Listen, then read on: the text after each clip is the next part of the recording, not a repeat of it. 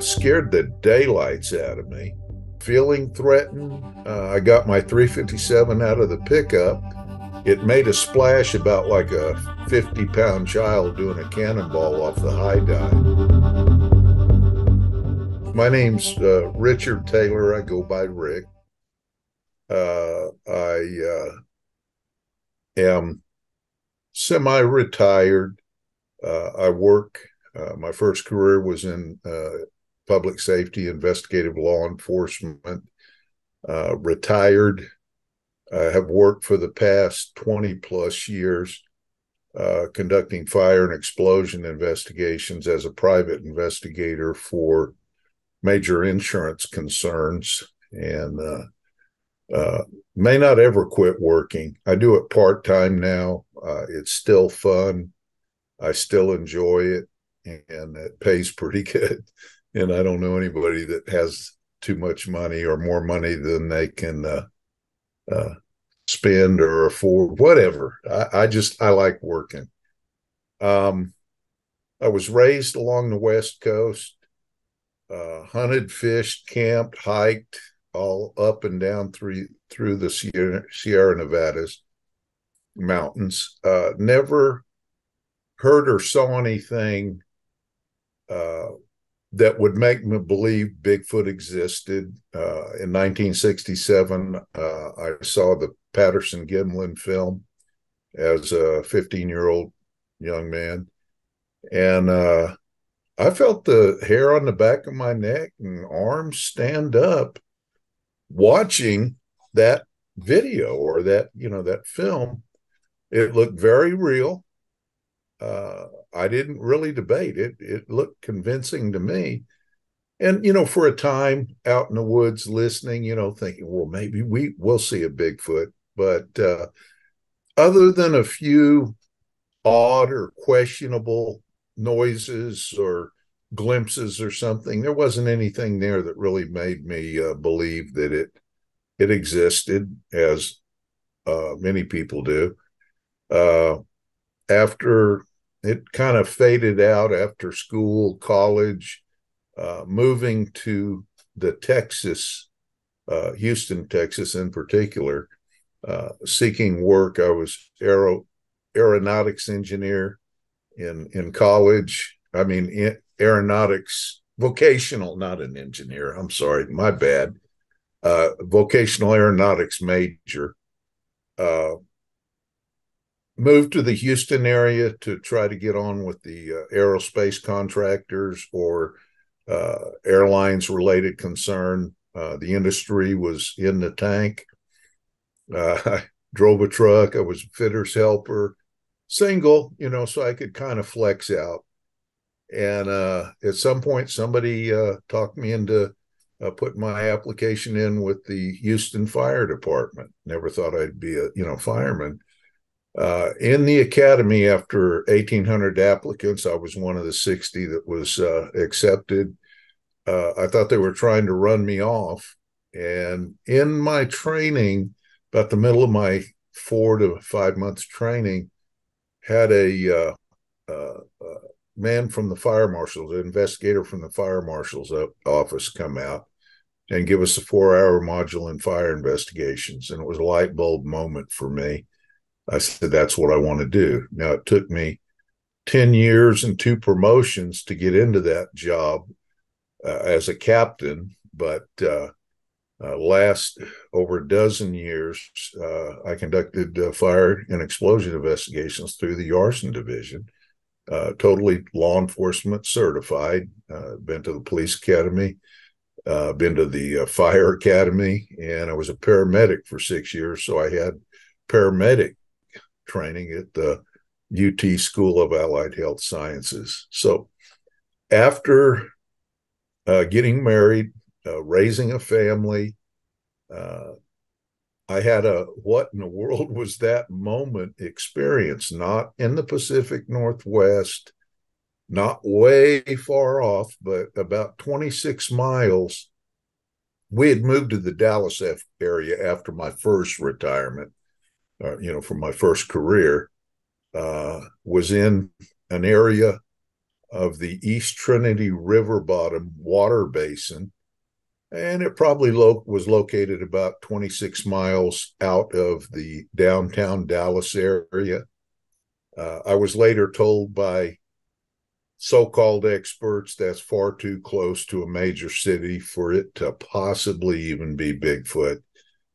And yet they weren't there with me. They knew nothing about it, and they were trying to tell me what I saw or didn't see, which is kind of frustrating, to say the least. Me being a trained observer, with investigative law enforcement and such. But I wanted answers to the questions. In a nutshell, my son and I were fishing along a remote, heavily wooded creek. And in that process, we had I would say about a cinder block sized rock.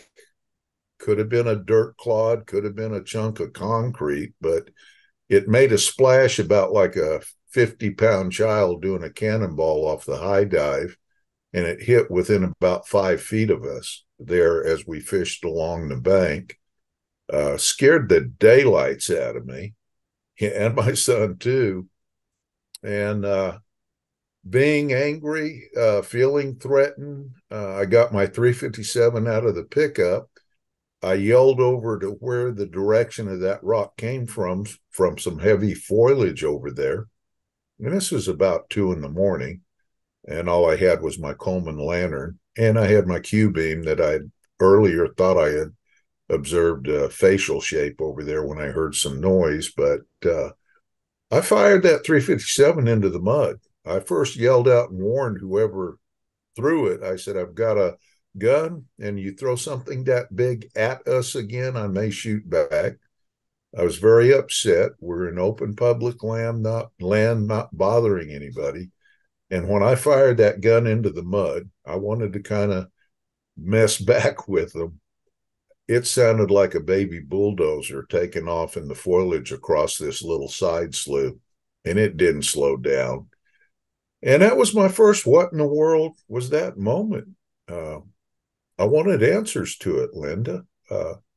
It wasn't something that we hallucinated.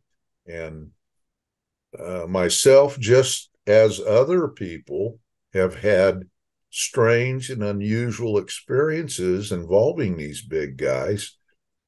And, I kind of eased into it. But my heart goes out to the people that think these subjects are a figment of somebody's imagination, or they're nothing but a charlatan and game players, well-laid plan. And they run into these subjects out in the woods, and occasionally, by the law of averages, somebody comes face to face with one. And I can only imagine the emotional stress and mental shake or twist in their way of thinking. And that was how I got interested or started in it, Linda. So, did you ever go back to that little creek or do any investigating there as far as, footprints go or anything like that?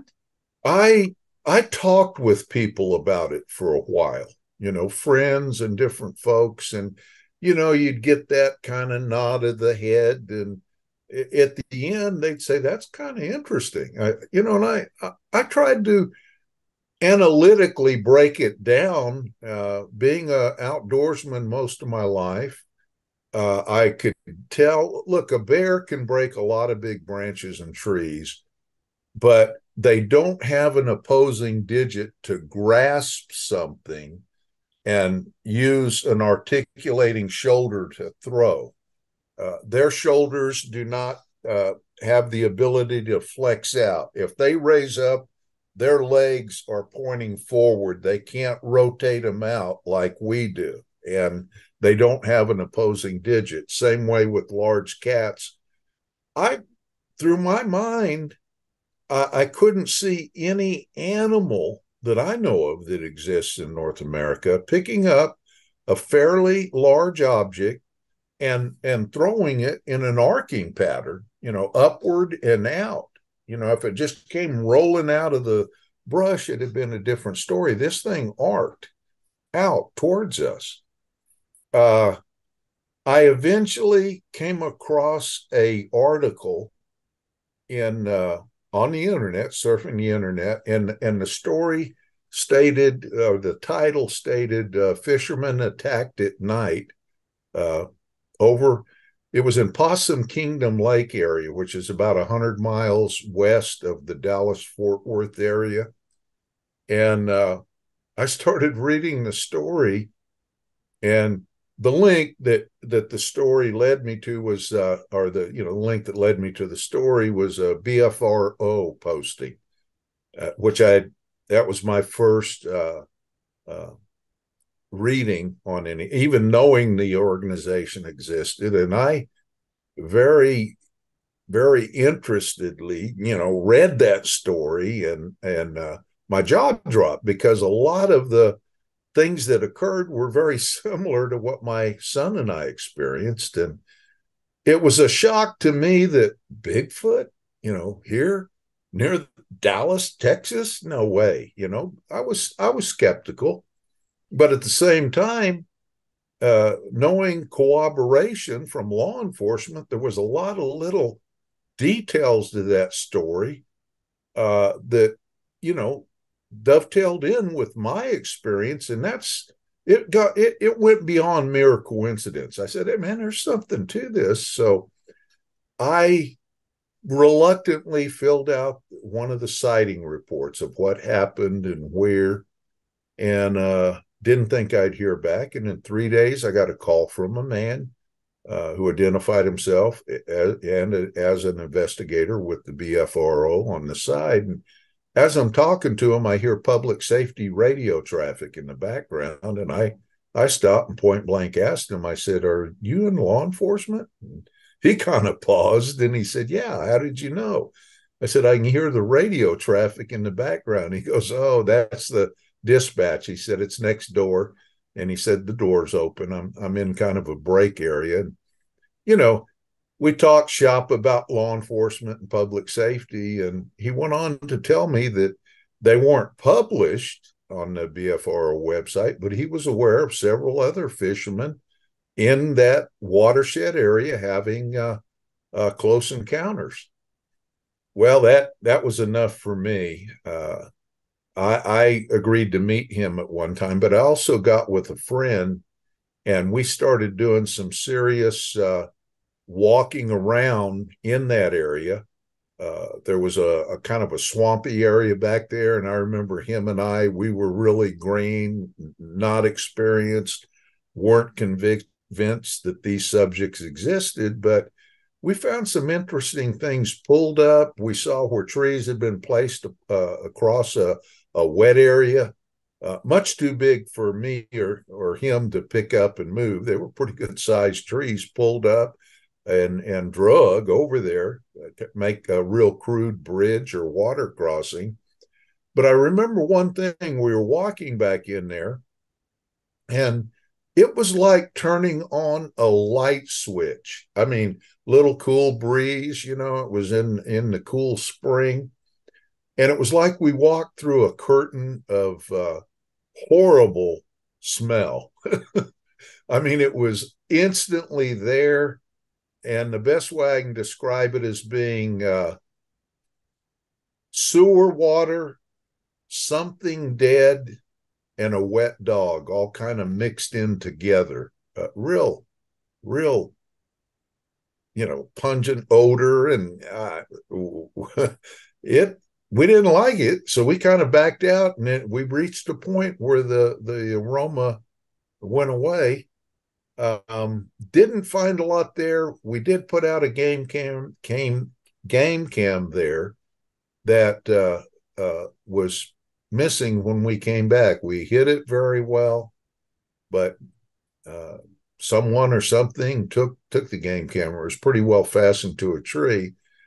At that point, I altered the waterway area that we were going to look at. I got on a map, an aerial map, and found out what I considered to be a better place for habitation if something was living in there. Now I'll back up a minute. That original area had one ranch house nearby uh, that if anything occurred back in that creek area, uh, this one house or ranch house that had horses and area may be able to give me a little information. So what I did from my business post box, not my home address, I sent them a letter with my business postal box listed as the return address on the top, and it was just a letter that I don't know how much I identified myself. I may have just used my first and middle name or something, but I just basically said, introduced myself, that I had been fishing along that waterway behind their ranch area, and something very unusual happened to me. And I was just curious if they had ever heard or saw anything on their land back that direction that would be unusual or different. I'm just seeking answers. I didn't get into real detailed, you know, items. Lo and behold, I got a phone call. I did give them my phone number, and I got a phone call from their son, not the owners, but he was a teenage mid to late teenage years. I want to say 18, maybe 19. Had a little talk with him, and he said, "Yeah," he said, "I've heard different growls and calls." And he said one day there was a god awful fight. It sounded like two of whatever it was back there roaring and hitting, and said it scared him. So that really stoked the fire. And from that point, over at the other waterway, I had my first visual sighting. Before that time, I was followed, or we were followed. This friend of mine and I were followed, heard branches breaking and stuff tossed at us. So I want to say within a year, I had my first visual sighting of these subjects. Well, tell me about that first visual sighting. Give me the details of that. That BFRO investigator had gone out there with us. We had met him after this friend and I had done a lot of walk-in research, had stuff thrown at us. We knew the area we went in was very restricted area.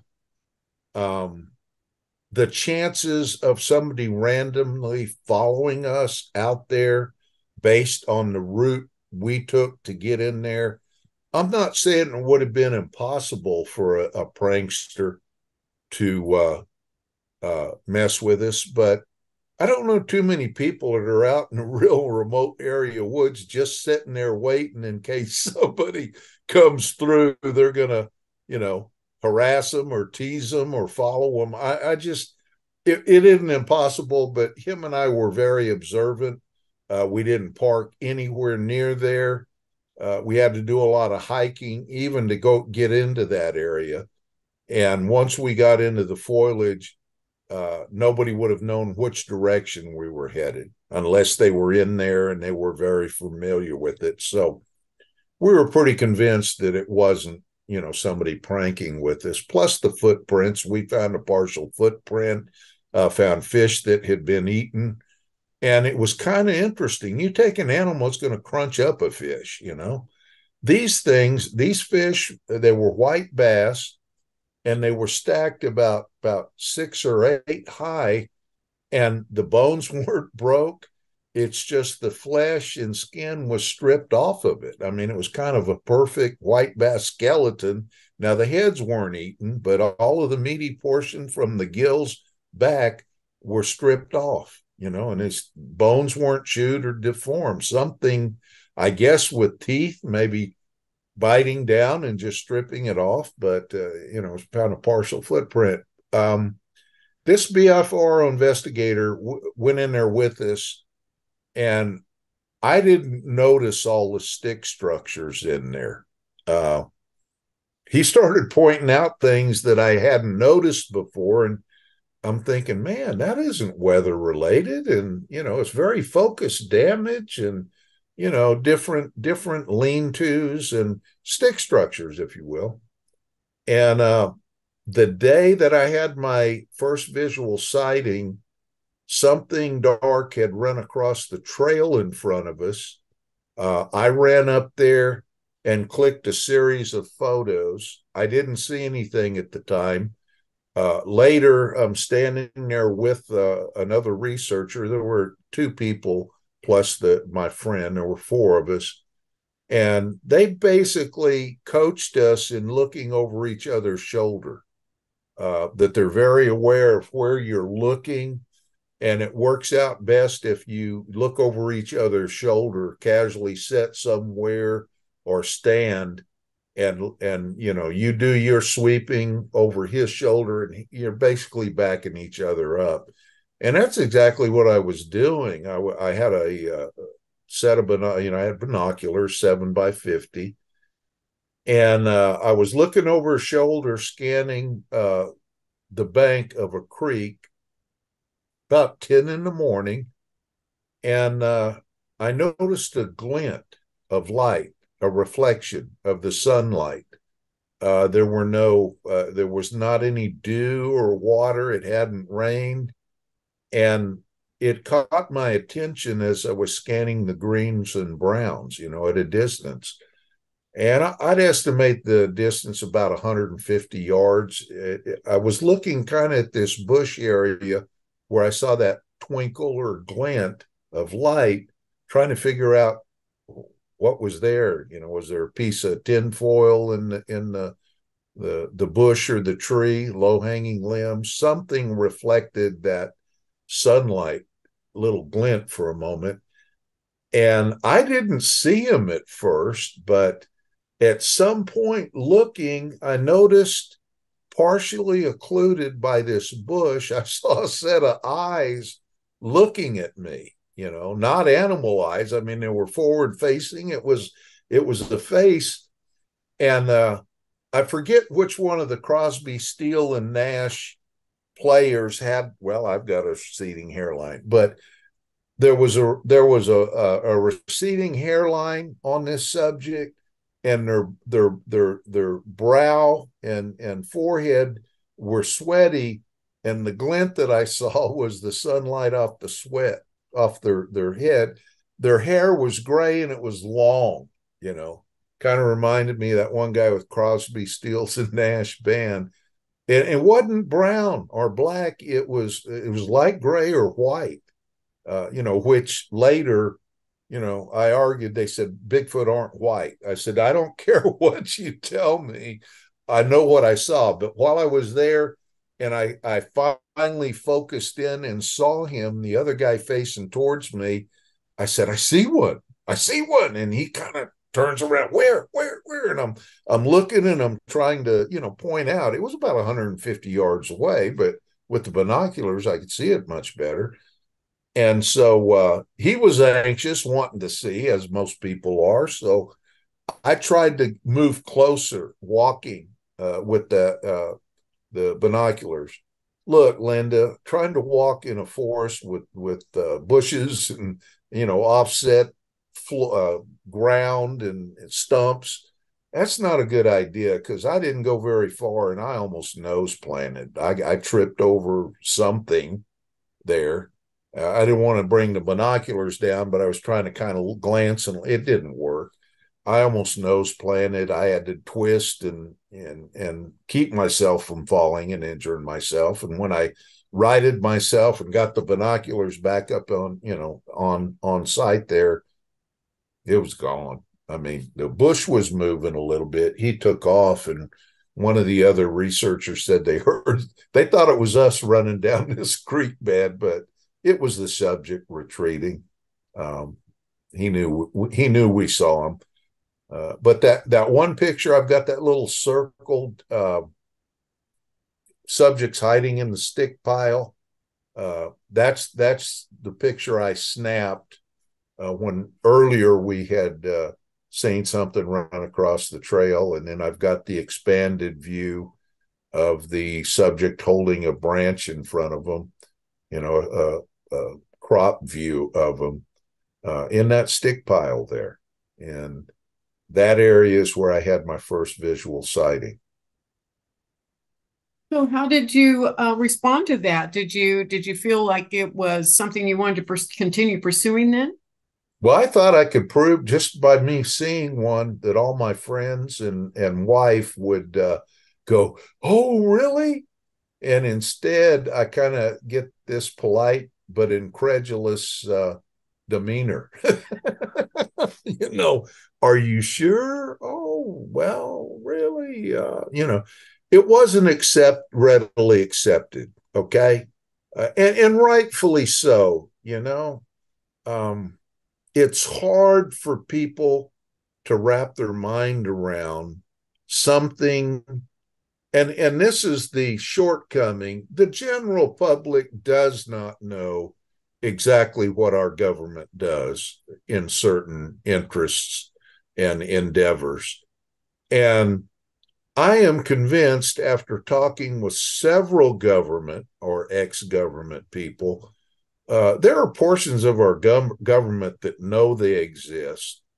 And for whatever reason, they are going to discourage, they're going to belittle, and not want the general population as a whole believing and accepting they exist. I don't know what the payoff is there, and I know I kind of sidetracked, but when I had my first visual sighting, it wasn't received very well when I shared that with people, you know, and very frustrating to actually be rejected, made fun of for doing nothing more, and your integrity being questioned for doing nothing more than telling the people the complete truth of what happened to you. Um, it's it it's it's hard to take. Well, I think that's true of a lot of people. I think it's just now kind of coming out. It's become a lot more acceptable to discuss it. It seems like there's still the majority of the population out there I know doesn't believe it and probably believes that it's either a made up story or a misunderstood experience that you've had. You saw something else or heard something else besides this. But so many people are coming forward now and talking about it. There are so many shows out there now where people are able to, to really embrace it a lot more. Have you found that to be true too? Well, I found that there is a big market for the sinister fear factor where things are produced uh, presenting these subjects as being dangerous, you know, and fearful. Now, I'm not saying every subject out there is benign. You don't have to worry about any problem. But it's been my experience. I've never felt threatened by them, not one bit. Uh, there's been a couple times I think they wanted me to leave, but I never felt threatened. But I rarely, and I know this is kind of self-serving there. Uh, Jill Remon Snyder and Brett Eichenberger produced a film or presentation called A Flash of Beauty. And the second one deals with called Flash of Beauty Paranormal Bigfoot. I met with them nearly a year ago and related some of my experiences with them.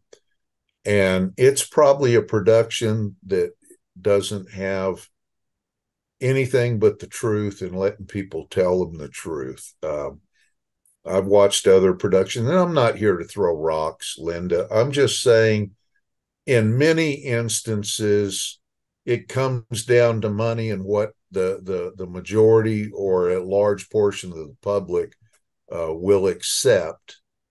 And it's frustrating to me at times that you see things kind of twisted and dramatized, and it, not just the boring documentaries, if you will. And I I've reached a point where, look, I just like sharing. I don't care if anybody believes me or not, but it's a big passion with me. They walk and live among us. My grandmother was full blood Cherokee.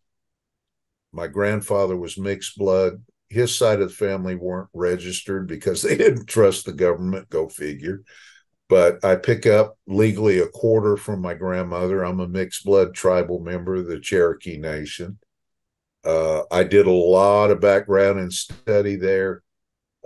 Larry Shade, a Cherokee storyteller and historian, relates that our elders, the stories of the Uni Udawahi, okay, loosely translated forest beings of the lost or forgotten tribe. They're not compared to an animal.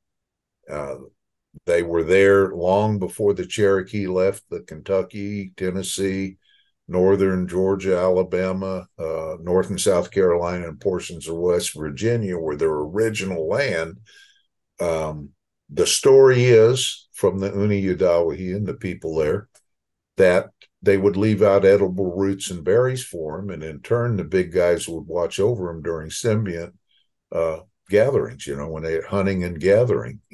It was a symbiont relationship, or where they looked out for them. And I've been there a number of times. I don't know if I sent you anything that I've gotten there. I'm trying to think everything I sent you, Now that isn't all I have. I just kind of briefly went through my material. I was there, I want to say a year ago, with Charlie Raymond. He runs the KBRO Bigfoot research group.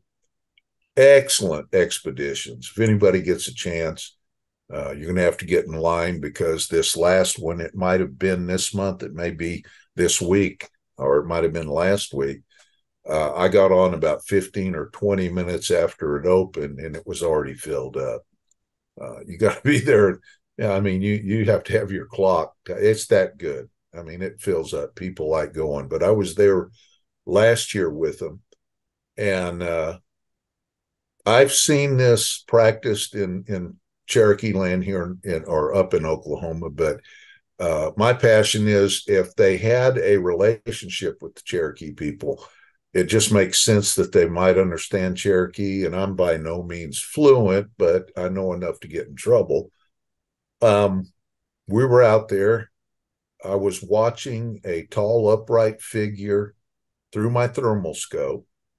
No clothing lines. It was about 100 yards, and what was bleeding through, I was catching. He never broke out of cover. But later we estimated the height to be 8 to 10 feet tall.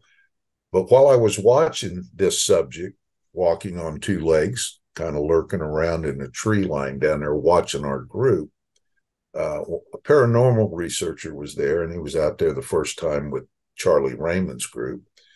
And he came over, and it's near pitch dark. He was using a red game cap light, and he came over there. He said, "Hey, Rick, what are you doing?"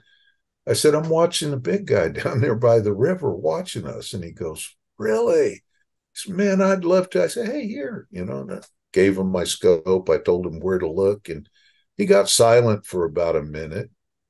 And I said, "Do you see anything?" And he said, "Yeah, he's peeking around a tree looking at us." I said, "Yeah, that's him. He's not going to make any noise or anything. He's a watcher. He's watching us." Well, about that time, while we're standing there, there was a side creek that came off the river down there, where the tree line was. And it was, I want to say about 100 yards. And this creek ran perpendicular up out of that river. And I want to say at the most 200 feet, it might have been less. We could hear subtle movement in the creek bed, as if something was making a slow, methodical move closer towards us. And I told him, I said, did you hear that over there? And he goes, yeah. I said, I think we got another one. And they'll flank you. You know, they like to get close. They're curious, man. Curiosity is their Achilles heel. And so I said, well, watch the big guy and tell me if he does anything. He said, okay. And I looked over that direction. I said, Gata uste, de jado. You know, what is your name?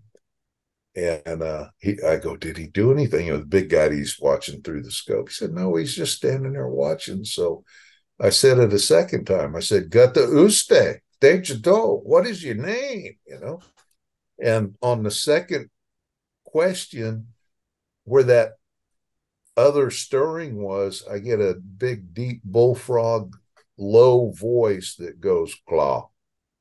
That's no in Cherokee. It was nice. It was nice. Made my night. Uh, I believe they're not a dumb animal, but they have reasoning, cognitive thinking, uh, and they're not dumb in that way, Linda.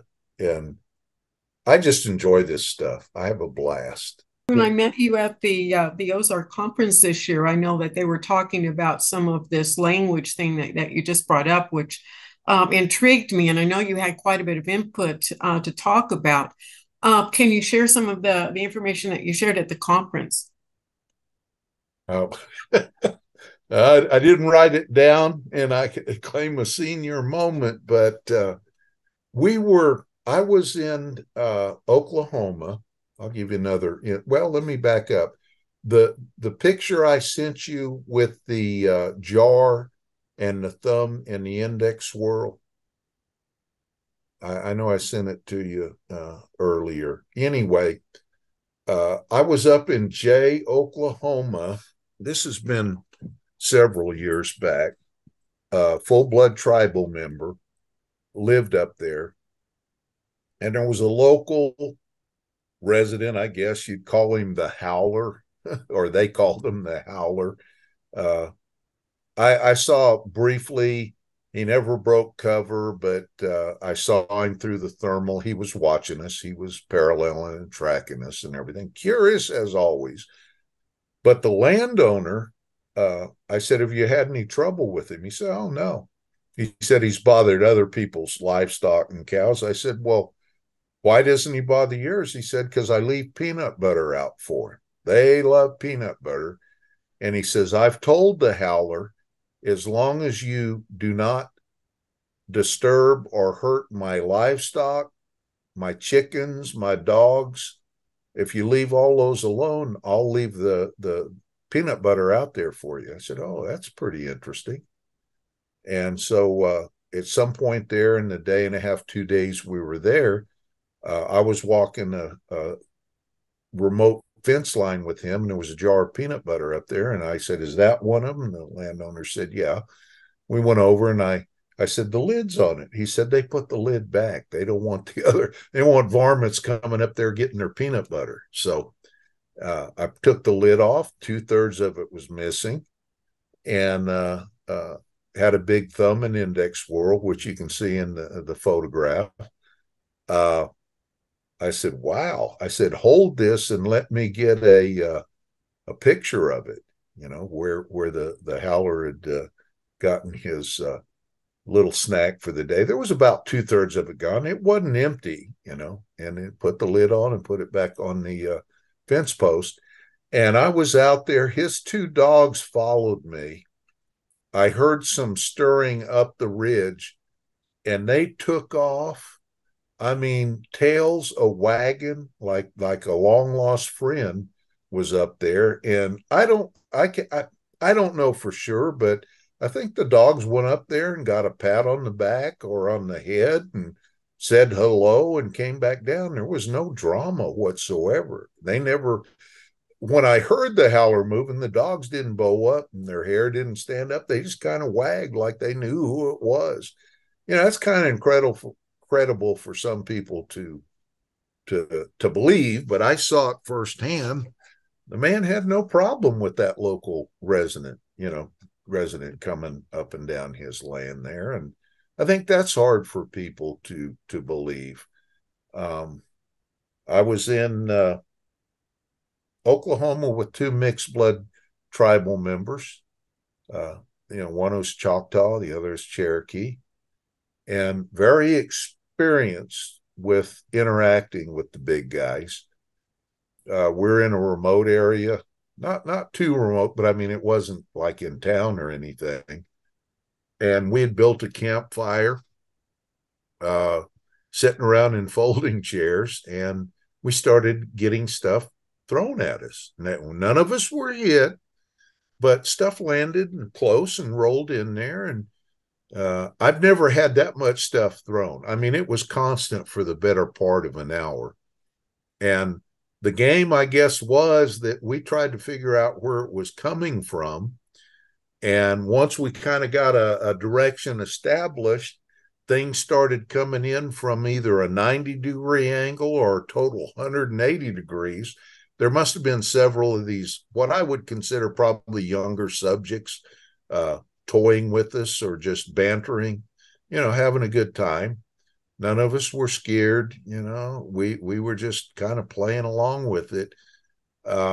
At one point, one of the guys there, he was the other mixed blood Cherokee, got up out of his folding chair to go get the bark, or there was rocks, bark, and limbs that were being thrown. Whatever the object was that landed by the campfire, he got up to go pick it up. And before he got to picking it up, he kind of tongue in cheek said, can't you guys throw this any closer so I don't have to get up? Said it real loud. It wasn't 5 seconds after he said that, Linda, I hear the distinct thud in his folding chair, and I look down and there's a quarter-size rock.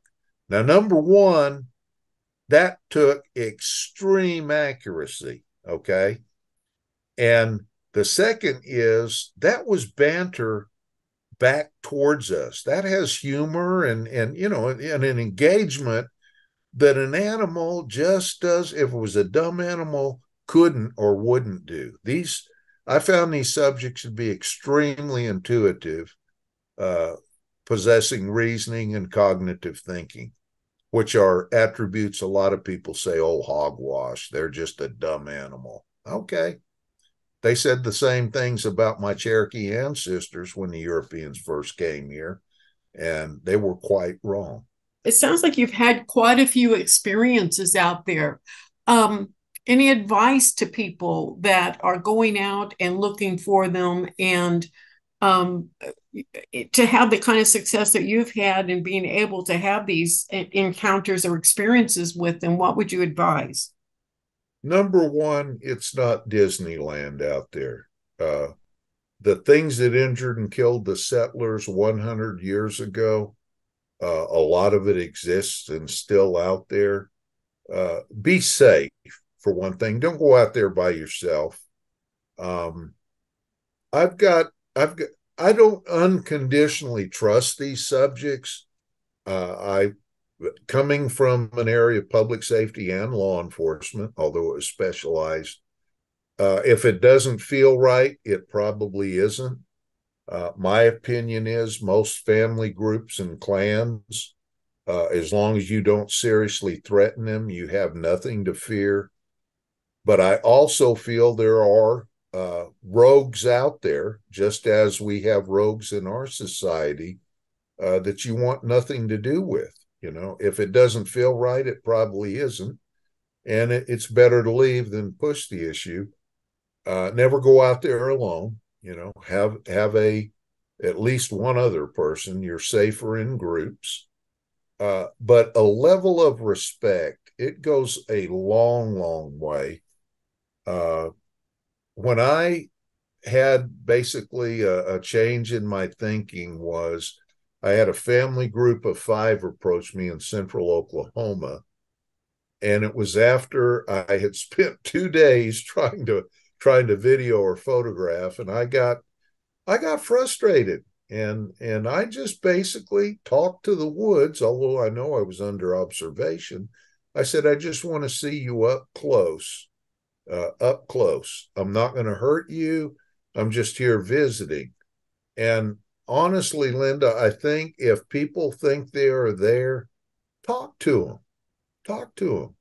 Now they're not going to jump out and perform, and everything like that. They don't know you, but they will. They will, in most cases, approach and come closer. And if you're real keen and observant, you know, you can maybe establish some type of, especially if you go back. I know a lot of landowners over a period of time have formed a bond of trust with them, kind of a live and let live. Um, it's hit and miss. There's a lot of luck, but above all, be safe. There are cats, large cats. There's snakes, hog in a lot of areas. Just last year, I think a lady here in the Texas area, just going from her porch to her car, was killed and eaten by some feral hogs. They're quite dangerous. But there's a lot out there besides the big guys. And I don't think in most cases you have nothing to worry about. Now, if they get close, I'm going to tell you, it is intense. Uh, Almost like an electrically charged atmosphere, like you're standing under a high voltage line or something. I don't quite understand all that, but Do you think that's coming from the Bigfoot themselves, or do you think that's your own internal fear process happening to I your think body? it's I think it's a combination of both. People, talk about being zapped, getting dizzy, nauseous, and I've never had that. Now I've had instances where I got this buzzing in my ear, almost like a little bee or, a fly got in my ear canal. And it was real annoying, but it wasn't anything, debilitating or really, I've noticed that on a couple of occasions. The only time I felt uh, not threatened, but they were very non-engaging. I was with my wife, her cousin, and a good childhood friend of mine. He was like a brother to me. Bless his heart, he's passed away and gone on. But we were in Smithville, near Smithville, Oklahoma, which is close to where the Honolulu Bigfoot conference was held. We were out on private land.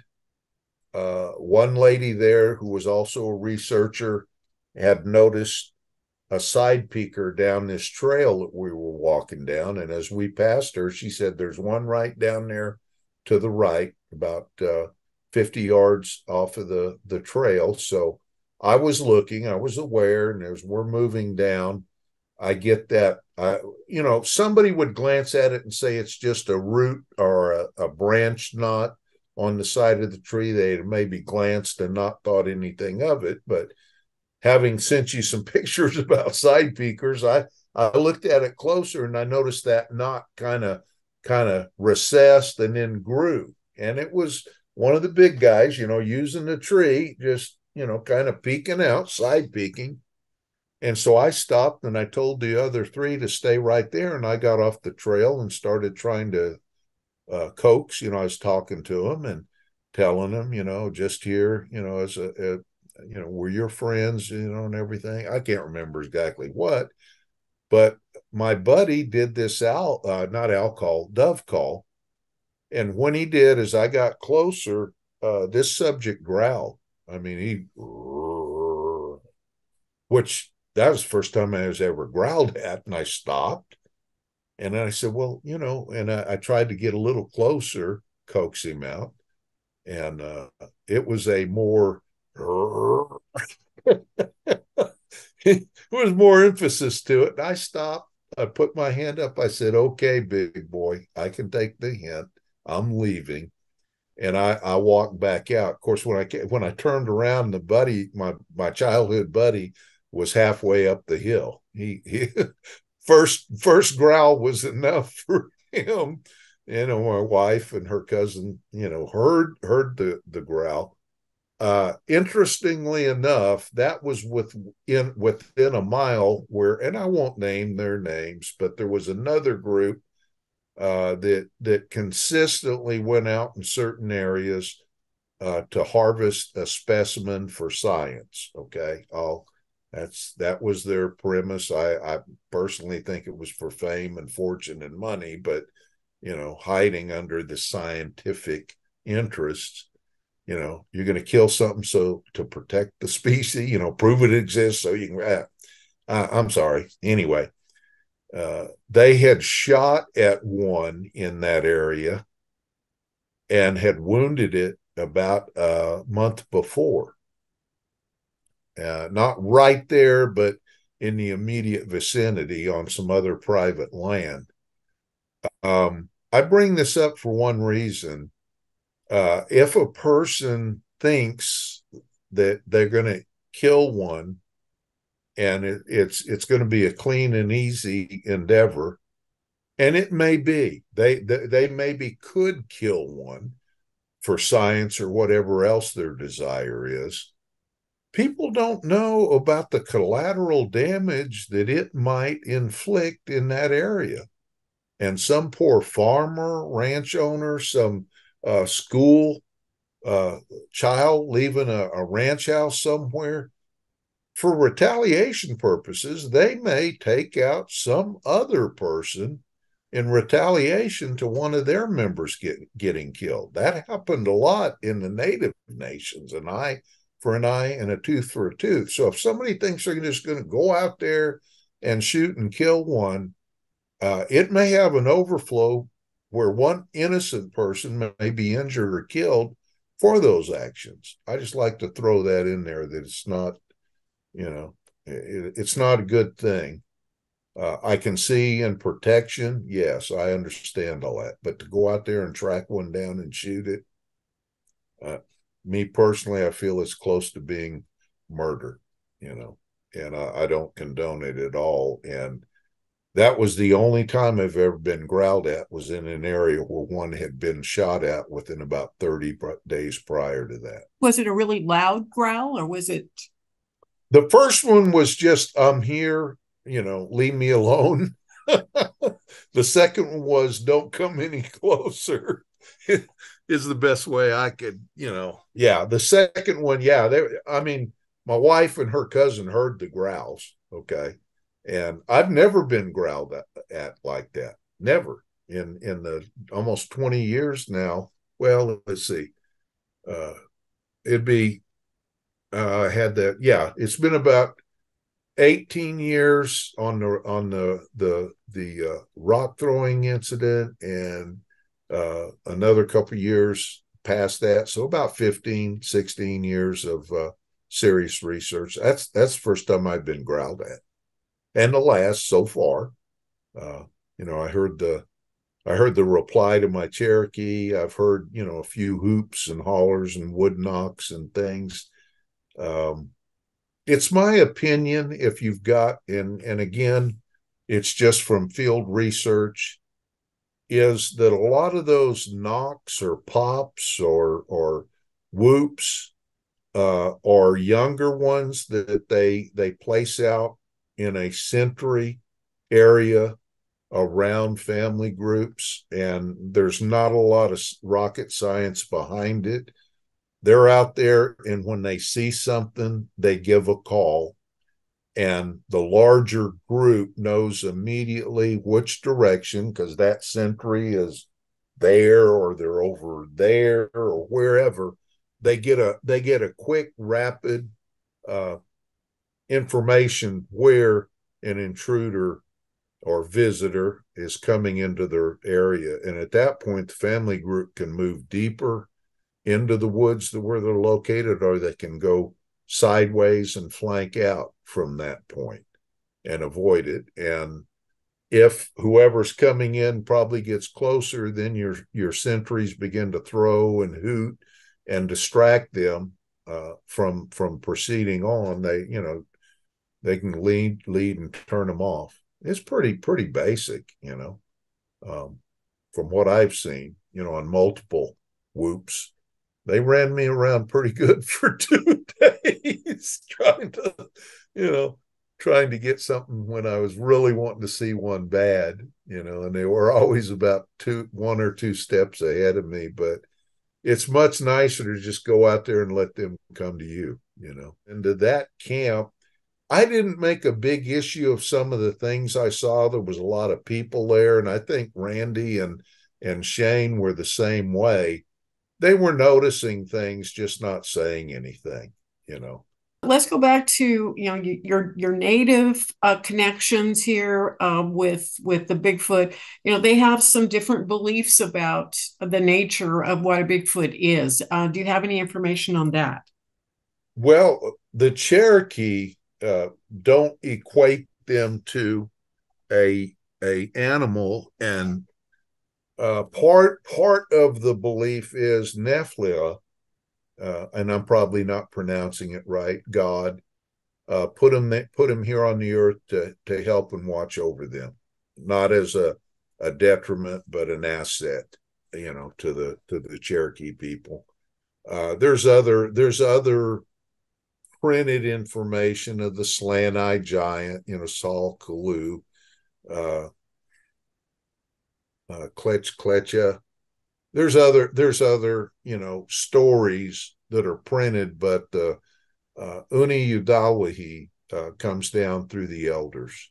I know there's other Native nations that feel very strongly that if you talk about them, that's bad medicine. Bad things will happen to you. There's a variance there. I think it's depends on some of the history.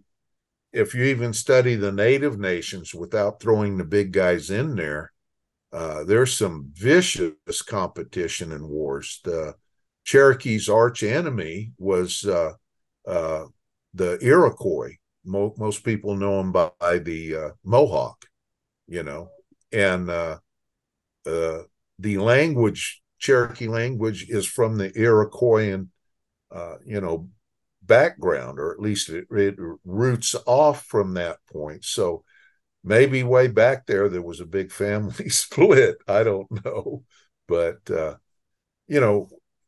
I know some of your plains and West and Midwest tribes have different perspective on that, and some of it, I believe, the Navajo really don't like to talk about it a lot. At least that's been my experience. And the significant thing, Linda, is it's long before the European settlers set foot on this country. You'll find a history of the big guys in cave paintings and totem figures and masks, that were produced long before Finding Bigfoot or Expedition Bigfoot, even the Patterson Gimlin film and all of that. There's just an overwhelming amount of information if a person is really open-minded and willing to consider all possibilities. There's something to this. This is not a fairy story. And I've told a lot of people, I would sit down with a competent polygraph examiner and put $1,000 cash on the table and let anybody challenge me to think that I'm cooking this stuff up. I'd submit to a polygraph exam and take their money at the end. I have nothing to prove here. I just like sharing, and if somebody believes me, that's fine. If they don't, that's fine too. In all the time that you've spent out in the woods and looking for these things, have you ever seen any of the lights or orbs or rods that some people talk about? I try to stay very base, and very I don't know. I'm looking for the words. There's a lot of twists that I have experienced with these subjects. Yes, I have seen the orbs. I have observed firsthand cloaking, both visually and with thermal. Um, I've seen them. Well, I have not only observed it, but I've got one video of shape shifting. Okay. Things I don't share a lot of, but I've observed. Do I understand it? No. I'll give you one little. I've had a lot of twists. I was out with Charlie Raymond's group back this last. Well, it's right at a year ago. This month, uh, one of the nights out, uh, Charlie has a big information base, a database that he keeps, and he knows the areas that we go to. He has taken reports of credible citizens, witnesses. Well, they're citizens too, but I mean, witnesses. And in one of the areas there where we were staying, uh, down one remote access road, which he called Dogman Trail, he had a report from a fairly credible witness of a dog man, not Bigfoot. Now, I'm going to be brutally honest with you, Linda. I don't want to see one of those. If they exist, I have no desire whatsoever to see one. Don't want to, hope I never do.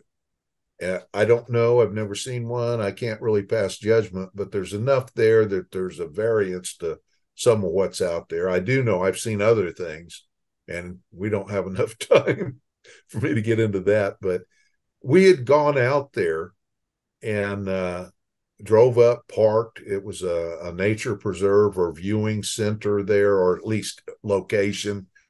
Had a little deck there. No water, no lights, no facilities. It was pretty remote, but real swampy area. We pulled up. I was with another gentleman in a pickup, and I think there was one or two in the back seat, and then a lady and another person. There was about 5 or 6 people, and they were gearing up to go down Dogman Trail. Well, again, Linda, I was out there because a couple of the people I really like being with, but I finally came to I got light coming in from the sun as it sets. I got to move a little bit so it doesn't glare me out. I finally told him, I said, you know what? I'm just going to stay right here, in the parking area. And they go, Rick, you going to be okay? I said, yeah. I've got the walkie-talkie. Of course, it didn't work after they got about over the hill and gone. I was on my own. And I'm just sitting against the pickup, listening to the crickets. It's almost pitch dark out there. And I'm having a good old time. And all of a sudden, I hear a drum, sounds like a drum roll on either the car's fender well, inside fender well, or the running board. It had a little side running board. Anyway, it was it was and I stopped, and it's almost pitch black. I didn't turn on any lights, but I turned on my thermal in the direction I heard the sound, and I thought, as a squirrel got caught up under her hood, or in her wheel well or something. And I walk over there, and I do a walk around. It's a gravel parking lot. I didn't hear anything walk up or leave. And I get this drum roll, and I go around the car, with that thermal looking, and I don't see anything.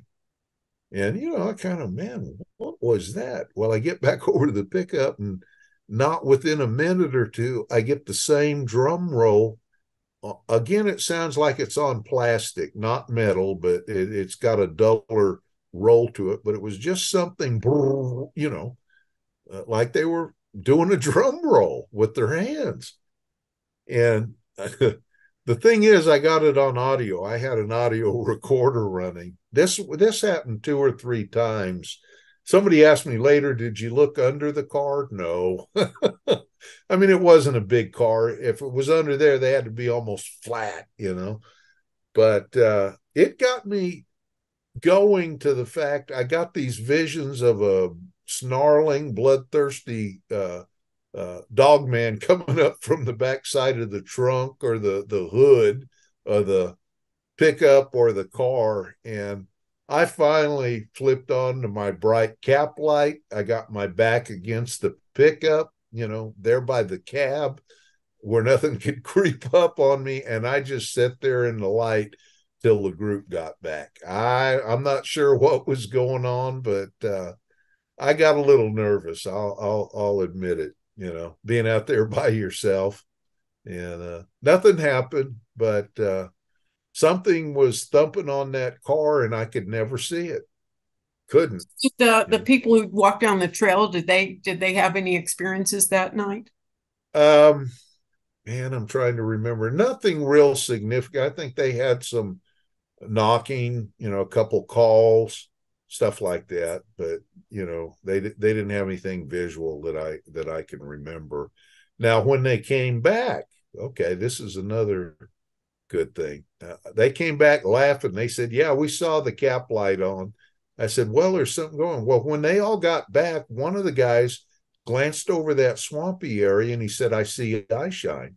And I saw the eye shine when he pointed out the direction, and I fired up my thermal looking out that way. There was actually 2 or 3 subjects in the grass. It was tall grass around the swampy area. One of the ladies there had another night vision device that actually saw the subject, or at least their glowing eyes or luminescent eyes. We went out there the next day, found a trackway, found where they had been foraging, casted some footprints and tracks. So it was pretty, good for what we did. I mean, it ended well, but I didn't like being there by myself, not being able to see what was bumping and thumping on the car next to me. Well, the interesting thing is that you couldn't see anything, Right, regardless of what it was. It wasn't visual to you. right. And I couldn't hear it moving, nothing flying off. And when they all got back, she started up her car and moved it. Nothing came running out from under the car. So I don't know. I've had a lot of things, Linda, that doesn't make any sense. Doesn't. Um, yeah, I could. We could talk about another hour or two of some of the offside things that I've observed. I don't know. I don't have answers for a lot of it. I think these subjects are at least part of the time physical, flesh and blood, but how they do some of the things they do and how they basically almost vanish. I have no opinion on that. None whatsoever. I don't think it's a reality we totally understand it all. And even though it does seem to be a lot of people experience those things. I think there's a lot more to them than even people that study them give them credit. Where I am a little peeved, if you truly follow the scientific method, you have to consider all possibilities, before reaching a final decision. And I've had people tell me they're not this, they're not that, they're, this and that. And Linda, they've never even seen one. Okay.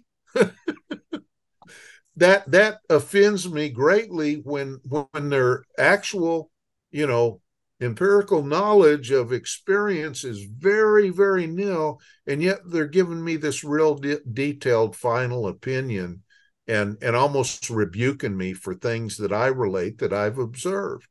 It doesn't make any sense. It's expectation bias, and it's not scientifically based. They're just, well, let me back up. I've got a good friend that is great out in the woods.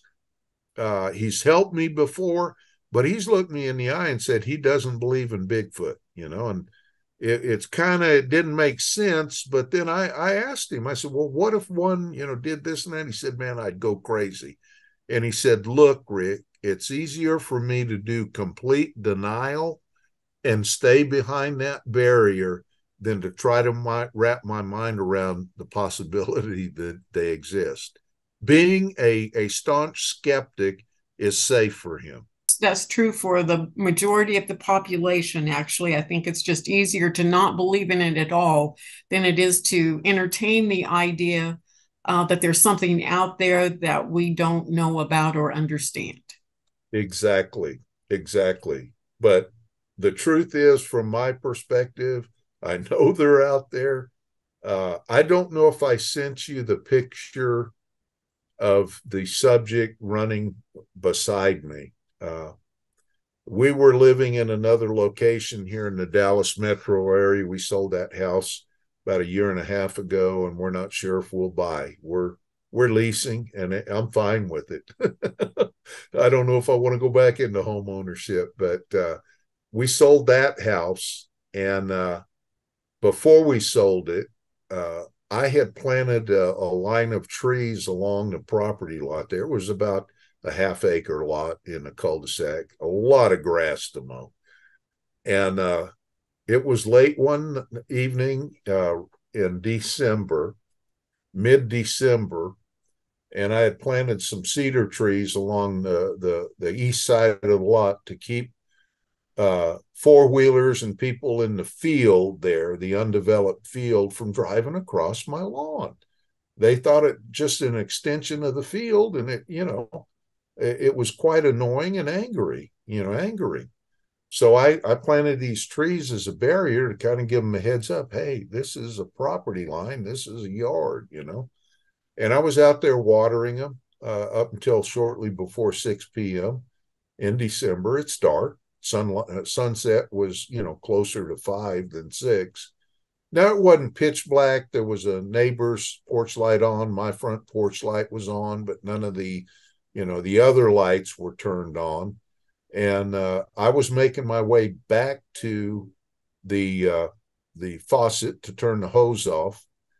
And as I crossed the walkway leading to the porch, at the time, Linda, I thought it was a big crow, big dark crow, big owl, nighthawk, a big bird making a diving pass right by me, because I heard the whoosh as it passed. I felt the wind, and I ducked. I dodged, and then I looked up, and I didn't see anything flying away, and basically kept my walk over to the faucet and rolled up the hose and didn't think anything more about it.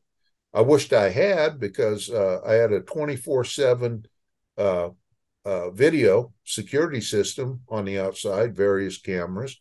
And I also supplemented it with a Moultrie game cam over the front porch that would take a picture, IR flash picture, and in a 21-second video loop with audio. So if there's somebody there trying to get it, you get a good initial picture and then a video of whatever was there.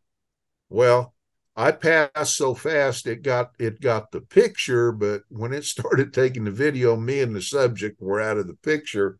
But I looked at this picture with this subject with long flowing hair right beside me, more blurred because they were moving at a fast rate of speed.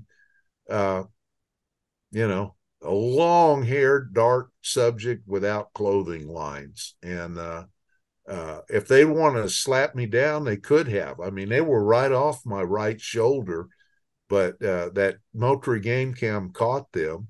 I think they were just a juvenile pranking around, but we had some strange stuff going on out in the front yard. Nothing malicious, nothing destructive, but annoying, to say the least. Where were you living at that time? I was living in a suburb. Next to us was a 10-acre cedar tree field. It was kind of rural. It wasn't in the city itself, and we were on the edge of the subdivision, but it was about 12 miles from where I had my first visual sighting. So I had been making trips in there, and I'd been told before, if you go visit them, they'll come visit you. So I found where they had bedded down in the field next door, watching, probably. I don't know. had other things. They tried to dig in to the backyard. Uh, had two retriever mixed dogs, which I couldn't understand why anything would want to try to dig into them. They're pretty good sized dogs, probably 65, 70 pounds apiece. And I think the only thing that kept it from getting in there was I had a little cattle charger wire to keep the one digging dog out of keep him from digging out. He'd get zapped by that cattle charger wire and stop the digging. But whoever tried digging in hit that wire, I'm sure, and said, nope, don't want any more of that. So I'm not sure. A lot of things happen, but I think that is interesting that you go looking for them, they come looking for you. It's almost a radar between you once you have those connections with them. I was told that once you are marked by them, that it doesn't matter where you go, the family group will know you. I tell people this when they go out with me. I tell them, don't be surprised if you hear a barred owl call. And I'm not going to say every time, but most every time I go out, it doesn't matter where. In different states, I've been to Montana, I've been to Oklahoma, I've been to Missouri, Wisconsin, Georgia, Kentucky. Uh, the owl call comes into play, and a lot of times the people will go, "Wow, I've never heard that." And the first time I heard it was when a family group of 5 had approached me in Oklahoma, 2 of which got within 15 feet of me. Looked like something right out of a Steven Spielberg movie. When we left, me and the landowner left, that subject, the 12-foot alpha male, cocked his head back and gave the best, most perfect owl call. And I've got that on audio. And ever since then, I hear it in various states and places. I've even been with a group of people. I've gotten away, and I've said, "Well, I'm here. Could you give me a sign whether you know I'm here, or just give me a sign?" And in one instance, there in Kentucky, with less than 5 minutes after I came back from walking out in the woods, a owl call came, very loud, very close, and scared the daylights out of one of the people. It wasn't a little 8-pound bird. It sounded like it was coming out of 4 JBL woofer speakers. I mean, the resonance was deep and full. It rattled the woods. I'm going to go ahead and wrap this up unless you have All right. anything else you want to add to it. I can say Wado Nagad, D Diolahan, Dagalaneska, and that is thank you, folks, and goodbye.